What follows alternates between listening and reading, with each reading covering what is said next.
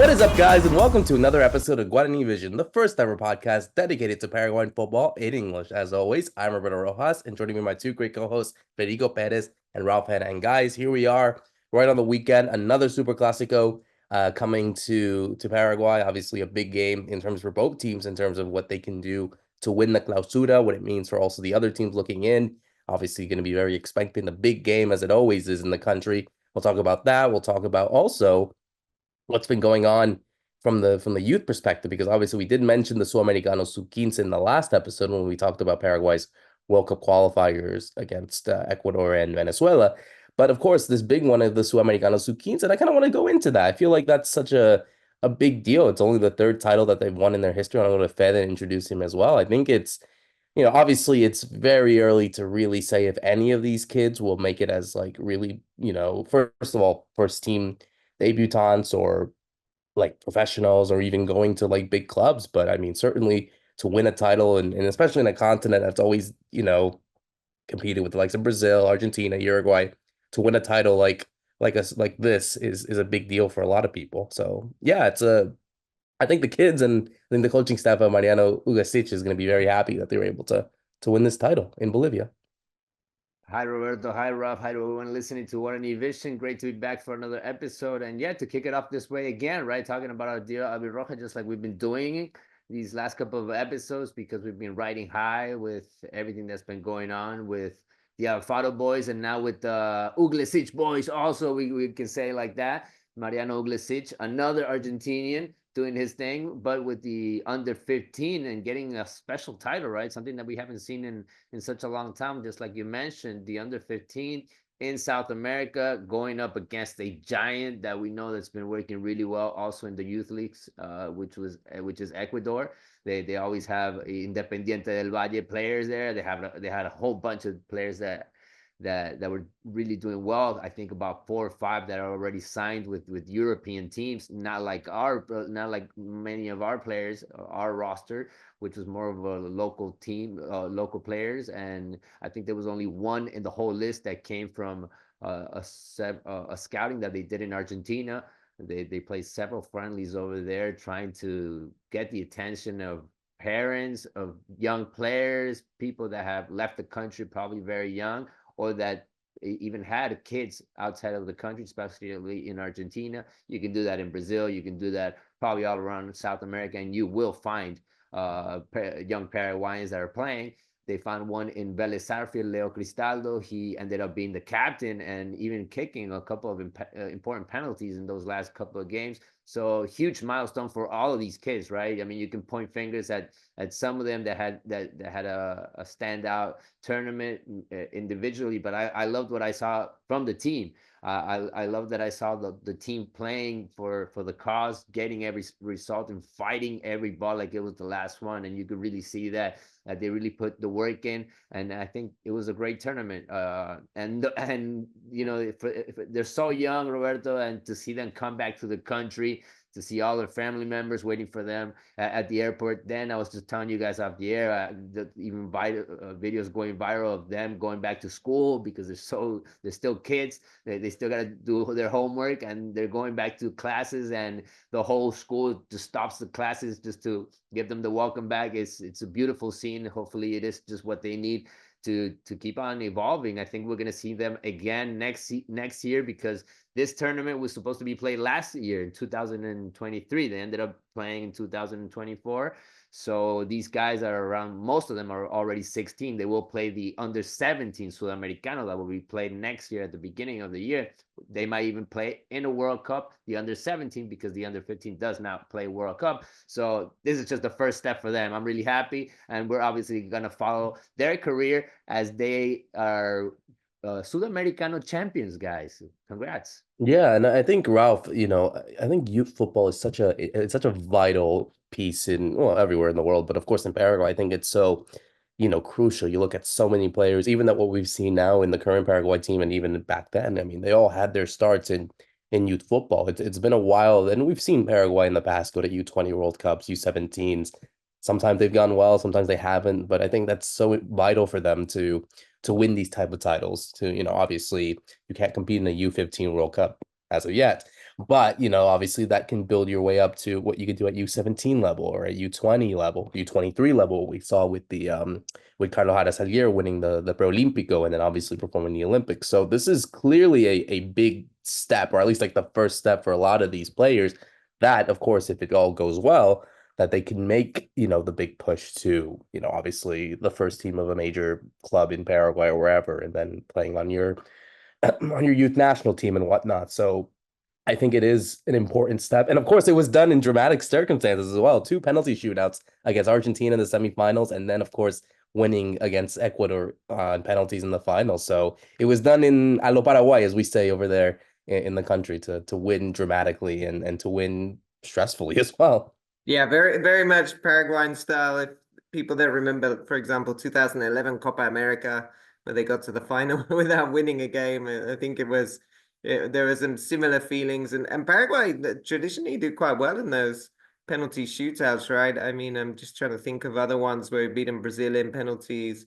We've done the World Cup against Japan, so there's a few kind of, I guess, precedents that these kids were trying to look at and emulate. Yeah, they're very young. I think Pedro Villalba at Libertad is the one player that he's actually played senior football. He debuted very young already with Libertad, like they do, right? Julio Enciso debuted very young, Jesus Medina. And so that's a player that I would assume you would end up seeing definitely kind of building on from this success. And then with everybody else, it's like you say, they're so young. There's such a lot of things that can happen. They're still in school. We were talking off air that a lot of them like doing TikTok. I mean, there's a million things they're still doing apart from football. And what you usually see with these teams in these age groups, because you can look back at, for example, the 2009 team that won it last, 2 or 3 will probably end up making it forward. It's a very small group, not like U17, U20, when by that stage people are pretty much more dedicated to senior football or they've really got that as their goal. So let's see how many kind of move forward. But it's been a great moment. I saw the goalkeeper Felix Fernandez.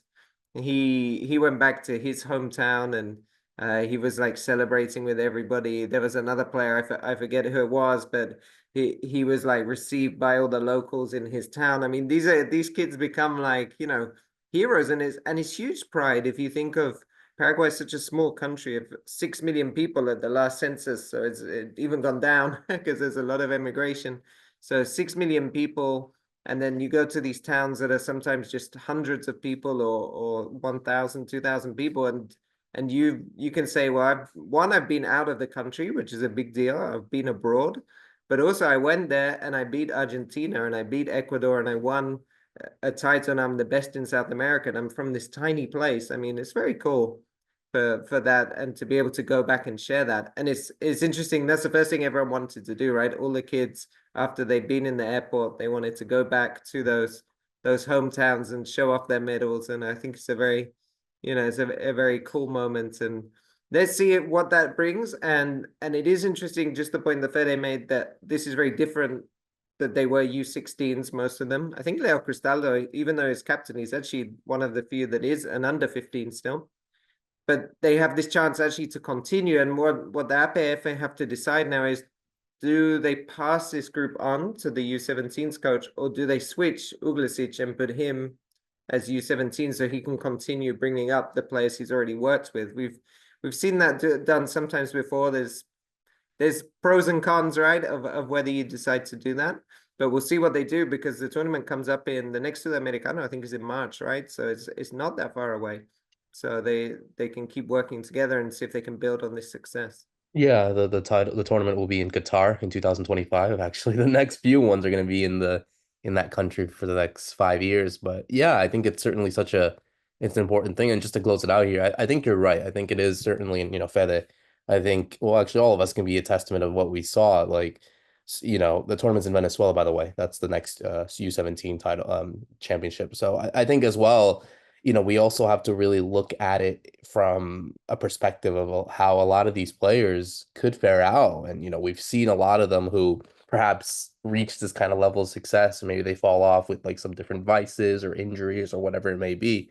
Fede, I think that's kind of the danger point, that you look at these kids and you have this fear of saying, okay, what's going to happen with this one in, a couple of years? Is he going to be playing for, saying it from a huge hypothetical standpoint, is he going to be playing for Manchester United, or is that kid going to be playing in his hometown, in his barrio it's at like some XL or like some Sunday league kind of thing? It's that those are kind of the extremes that one would get for players like this, and kind of the dangers of, in a way, success, but also at the same time just not being able to develop properly. I mean, we've all seen it. We've all seen players who we've all kind of on both ends. Like, maybe we haven't had faith in them to go successfully, to be a successful player, and they do end up going, or we place too much hope on them and they don't end up fulfilling the expectations. So those are always those fears that can happen, Fede.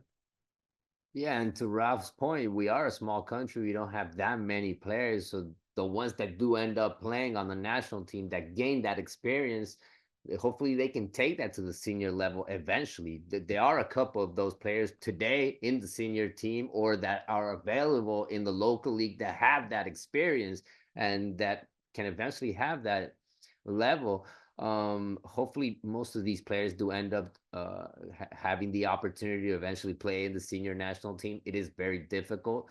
The last couple of processes that we've seen have not been successful. That's why this is very important: the title, the opportunity to win it, to gain the experience, to beat Argentina, to beat the big countries, because that gives you the confidence, right? That you can play against pretty much anyone, and that gives you the opportunity maybe in 4 or 5 years to even play against the same players. And you already did it. You already went through it.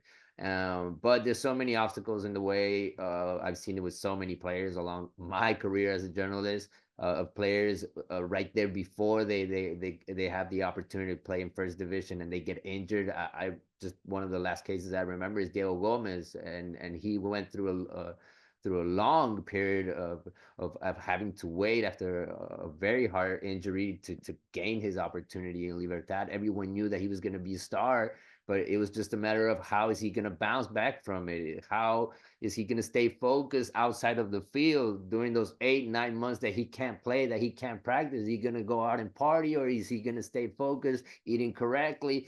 All of those things, everything goes into a consideration, especially when you have a teenager and when they have so many things influencing them, and TikTok, social life.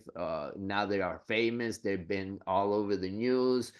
All the girls want to talk to them. It changes their life totally. We've seen it with Julian Ciso lately, right? I mean, he became probably the star of the Paraguayan football. I was even listening to some interviews that most of these that were done during this Sudamericano, and they asked the kids, the players, who's your favorite player? And most of them said Julio. They're following him.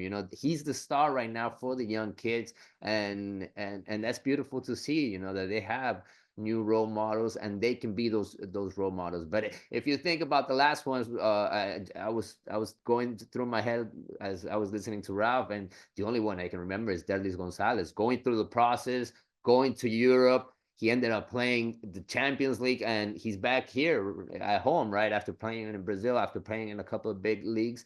But he is ending his career pretty much with a lot of injuries, and playing, trying to get back to his best shape as we head into the Superclasico, as we're going to talk about Olimpia and Cerro Porteño. He's one of those stars.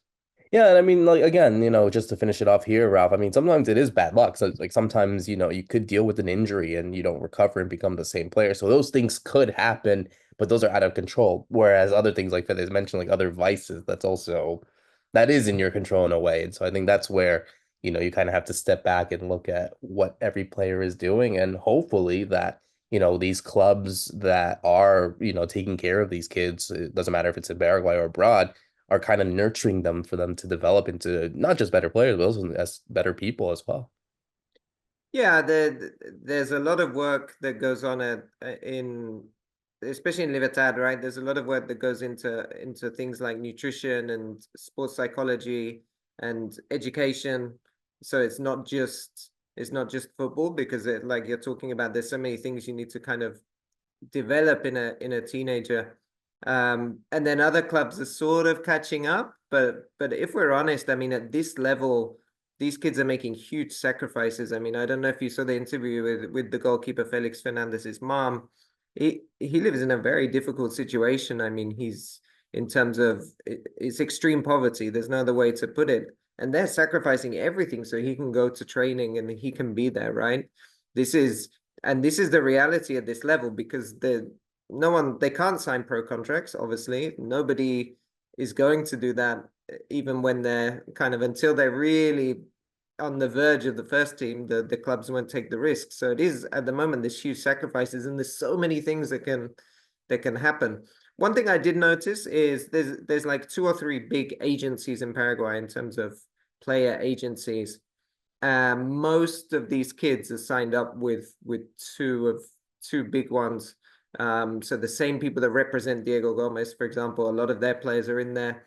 The same group that took players to MLS, like Sebastián Ferreira, Cecilio Dominguez, Rodney Redes, who we're probably going to talk about now, Superclasico. They also have a lot of those players. So a lot of them do have that potential backing where they have the big agencies behind them, at least the big local agencies. But like you say, there's just so much. There's so much between now, 15, 16 to 18. It's just such a crucial kind of 2 years, and so much can happen. And then just to mention, of course, there's other players can come up at this level because of the way just physically puberty, like late developers. There's players that right now are not being considered, but then maybe in a year, suddenly physically they look very different, and they are going to be at the level. So really a lot can happen. I'm not trying to put a dampener on the fact that Paraguay just won, but you don't want to hype these kids up so much when there is just, all these different conditions taking place. But the great thing is, whatever happens in their footballing careers, they were champions of South America at under 15th level. That's something that they'll always take and will always remember. So yeah, I agree. But yeah, we'll have to wait and see what a lot of these players end up going, and hopefully a lot of them are able to impress on all fronts, and that we can have more Paraguayan players to obviously shine upon in the future. As we switch gears now to a game that obviously a lot of Paraguayans are obviously expected, is the Superclasico, the next Superclasico happening in this kind of scenario of the Clausura, where a lot of things are really going on, guys. I mean, as we talk here, we have obviously an Olimpia side that haven't really slowed as much. Cerro Porteño have kind of better themselves now with Ricardo Jara Salguer, but here we are. We're talking Olimpia 33 points, Cerro Porteño with 27. I mean, look, I feel like this is the game where Cerro have to win. Otherwise, I feel like their Clausura hopes are going to be gone, basically. Ralph, I'll start with you first. I mean, this is the game that they have to win regardless. Doesn't matter how it's done, because anything short of it. And I think that honestly might give the title to Olimpia. I mean, we still have, about 5 match days left or something like that after the Superclásico, but I think this is the kind of the quote unquote final for a lot of these two teams, for both of these teams, honestly. Yeah, let's remember that the last 7 games have been a tie, right? So this is finally, I think we're going to break the deadlock, because you have, like you just said, it's a must win for Cerro. It's not for Olimpia. Of course, a draw will suit them just fine, but really Cerro have to go for it. And Carlos Harasaguer, as we know, is somebody who likes to take a bit of risk. He wants his team to play football. He's happy for games to get open and be in transition, because he feels he sets up his team that they can win there. So I really think in this case we might see a result, and not like a positive result for one of the two teams. But just the way the game will play out should be very different to some of the more recent. I was looking, 5 of the last 5 games have all been under 2.5 goals, for example. So just really tight, close, and all ties have been 1-1 or 0-0. So I think we're going to get something a bit more exciting. For me, the pressure is definitely on Cerro, because a win, cutting the lead to 3 points with 5 games to go afterwards, they're in with a shout, right? If it stays at the 6 points, it's really difficult to see Olimpia slipping up twice in those final 5 games, especially with this Olimpia that players have just been coming in and coming back right at the right time. So I just wanted to point out Rodney Redes, because I think he's a player that was very good in Paraguay and Guarani, that got him the move to Austin FC. Never worked out for him for, I think, a couple of reasons. I mean, one, physically, he still doesn't look great, like athletically. but he's a very talented player. So I think that's one side. And then just, the language, cultural issues, boundaries, I think it was a big jump for him at that time. But now he's back, he's enjoying his football.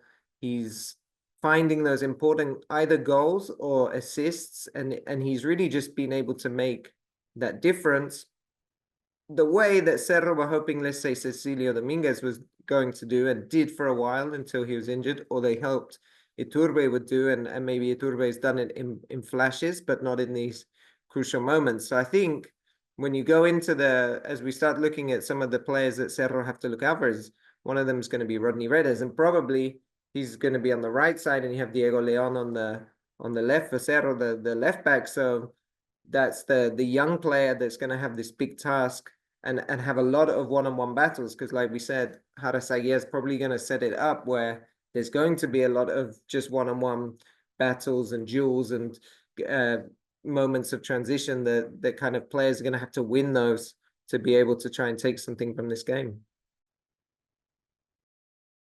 Yeah, I think it's certainly going to be important, Fede, really, for both these two teams. But I think Olimpia can afford to drop points in this one, whereas Cedro can't do it.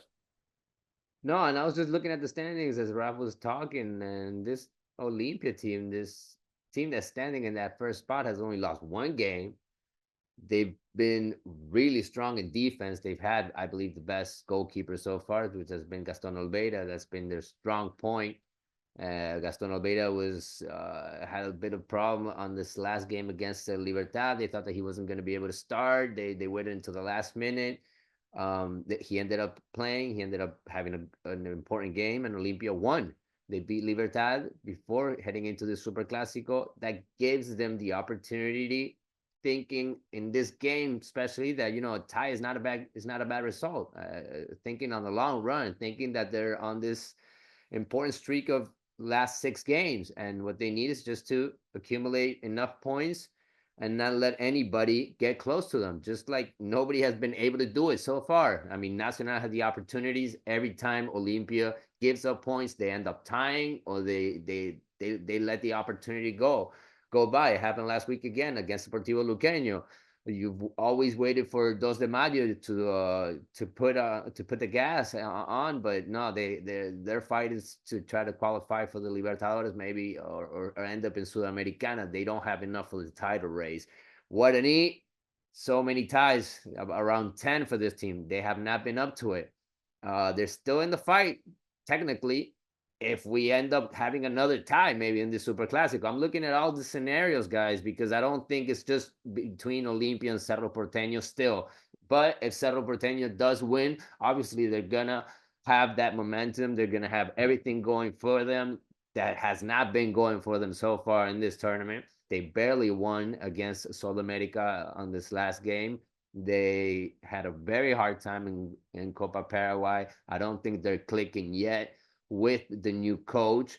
I do think they have so many issues in that locker room. Their best players as of right now, or the important players at the beginning of the season, are not available right now, which are Cecilio Dominguez and Iturbe. So you need the young players to step up. It's going to be a super classico with a lot of new young players from Cerro Porteño side, and you're going to see the experience in Olimpia, right? I mean, I'm talking about Prato probably coming back. He's been out these last couple of games. I'm talking about Derlis Gonzalez maybe having a second role, having to come in the second half if he's needed. I'm talking about this Rodney Redes, just like Raf was saying. He's gained that experience. He's come back and he's looking like never before. I mean, the goal he scored the other day, he even handled himself with he was cold in right there, before chipping in the ball. And I do think Olimpia is coming in stronger, to be honest, not just because they have the first spot. They know what they're playing. They know that they don't need the ball that much, and they can still hit you on the counterattack. And they have a strong midfield.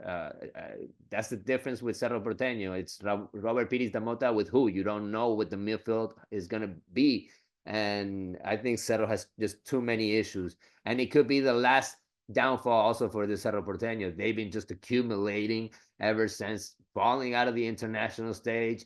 Everything has just been falling apart for this locker room. It could be that last game of the season for them if they don't win it, Roberto. It could just feel like the end of the year for them.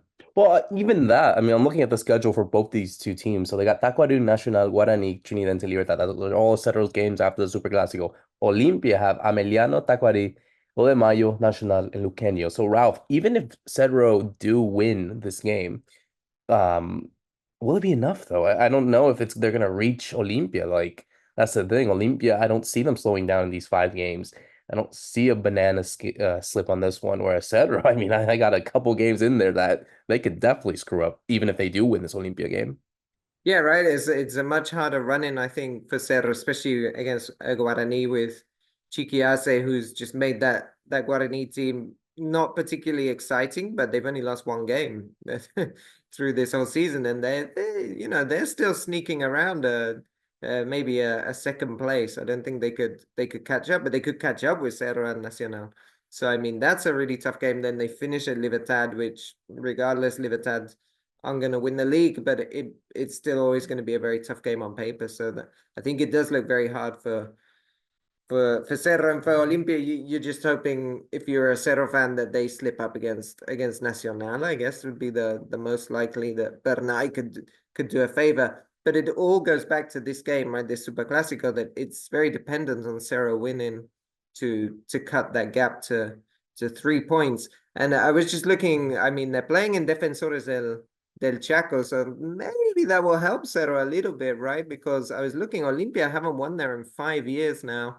2019, the last time they managed to win, and Olimpia are doing everything right to try and make sure it's as hard as possible for Cerro because it's going to be mostly Olimpia fans in there. They're not doing a 50-50 of the tickets, so it's going to be much more a kind of home crowd for Olimpia to see if they can get that win. And historically, Olimpia's won 77 times in Defensores del Chaco, but Cerro won 78 times. So they have a slight advantage there when we look into the historical stats. Maybe it's all some of this that Harasagia will need to pull on because, like Fede said, on the pitch, Olimpia are looking much stronger.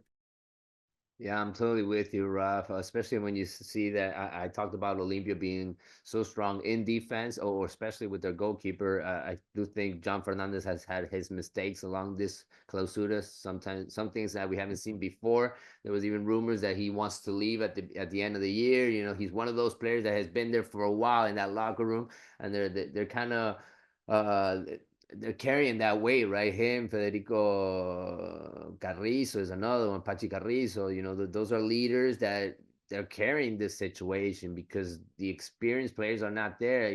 From the injuries at the beginning of season, from Bruno Valdez to these last ones, the players not being available in this clausura when you need them the most.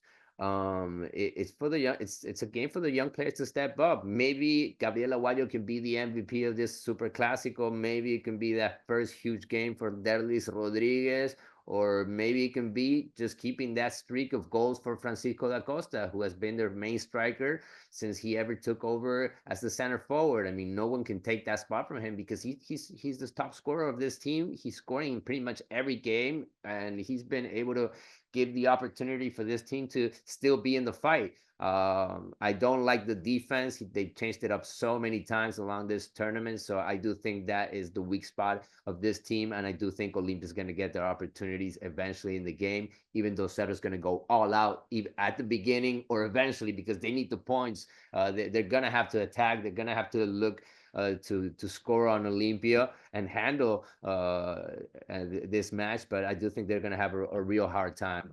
The way I see it, Olimpia is clear favorite, but it is Cerro's big chance, guys. So it could either be a now or never, and it could be a turning point also for a lot of these players that at the end of the season, a lot of people are saying, I want them out of my club. I want them out of that locker room. I'm done with these players, but they can still do something in this year if they end up winning the Superclásico. They got one more. They definitely do. So obviously, we're gonna have to figure it out ourselves as we go into the final segment of the show with the predictions. How do you see this going on? Because honestly, I don't want to see another draw. I mean, personally, as a Cerro Porteño fan, I want to see a win, and I don't want to see another draw. One, because it would be too boring, and two, I think it kind of ends the season there for Cerro Porteño. But Fede, I'll go to you first. How do you see this Super Clásico going on at the Defensores del Chaco? You know, I have not liked this Clausura at all. I don't think any team has really outshined anybody. And even this Olimpia, if they end up being champions, nobody's gonna remember this Olimpia as being a brilliant champion, because there are so many weak points in this team, and they are so limited because they weren't able to hire anybody pretty much along the way in this 2024. But as of right now, they are a better team. They know what they're playing, and I do think they're going to get the best opportunities. But I have not gone well with my predictions lately, guys. So I'm going to go the other way, and I'm going to say it's going to be a tie, because lately I've been saying that somebody's going to win, and nobody wins the Superclasico. So it's going to be another tie. Not what I want, but it's going to be what's going to happen. I don't know. This is what I believe, because Cerro does not have enough. They have not looked good at all lately, and I think a tie is what best suits for the last Superclasico of the season. I think you're going for reverse psychology. I'm sensing that as well. I feel like you're kind of doing what the opposite's going to happen. So, or maybe you feel that way. Maybe the soccer gods are going to actually make you feel as if It's not a bad result for Olimpia, Roberto. If they right, end up but tying Cedro can't here, afford that. That's the thing. Cedro can't afford that tie. That's the thing. So that's I what don't think Cerro is capable of winning the Superclasico. That's the thing. That's why I can't put my money on him. Ralph, can you put your money on Cedro? So the last time Cerro won was 4-0, right? That way back in 2022. It's been like 10 games, I think, that Olimpia unbeaten in the Superclásico. And the way Harasagia plays, you're going to see it really could lend itself to a 4-0. They could just kind of roll over Olimpia. Or more likely, what I think is going to happen is they're going to leave lots of gaps. And he likes playing, for example, with Alan Nunez as a right back, which he was out of favor with other coaches. And so Nunez and Aguayo is like a very attacking side, and something that I think Olimpia will exploit. But I think Cerro will score as well. So I'm going to go for a win for Olimpia. And I think 2-1 or even 3-2. I think you're going to get a high scoring, but I think Olimpia come out on top because they are the better side. I really haven't been convinced by the Cedro side, in all honesty. And one person as me would, as an optimistic, would like that to happen. But I think I might have to side with another draw again. This is just the weird part of it. It's just like I'm not good enough to say that Cedro's gonna win. Again, is Olimpia really going to do it? Are they really gonna break through and try to get something? So it's like, all right, where do you go? So I'm gonna say 2-2, and that Cedro will take the lead, but then they blow it in the last minute. That's how I see it. It's not the case of like, oh, they're gonna fight for a draw or whatever. I think that's just how it ends up, sadly, that Cedro, in typical Cedro fashion, are gonna blow it like they always do. So I say it 2-2. I say it 2-2. So we'll have to wait and see. Obviously, it's the must win for Cerro Porteño to get into the Super Clasico, because I think they can say goodbye to their Clausura and their season if they don't do it. They'll still be in the Libertadores. Incredibly, that they could technically, if I'm correct, Ralph, technically they could still finish first in the cumulative table, even if they don't win the Clausura. Yeah, I'd have to check, but I think you're right, because the points total in this Clausura is very low compared to the Apertura. So because the teams have been sharing out so many points. So I think, yeah, there's, by becoming second, let's say, in this, you could still be top of the Acumulativo, yeah. That's insane. That's insane. But I'm looking forward to it. It's going to be a big weekend. Hopefully that we'll see really some entertaining goals and, everything going on over there at Defensores. I'm looking forward to it. We'll obviously talk about it next week, as we always do on Guarani Vision, as we close out another great episode. For myself, Roberto Rojas, Fede Perez, and Ralph Hanna, thank you so much for listening in. See you soon.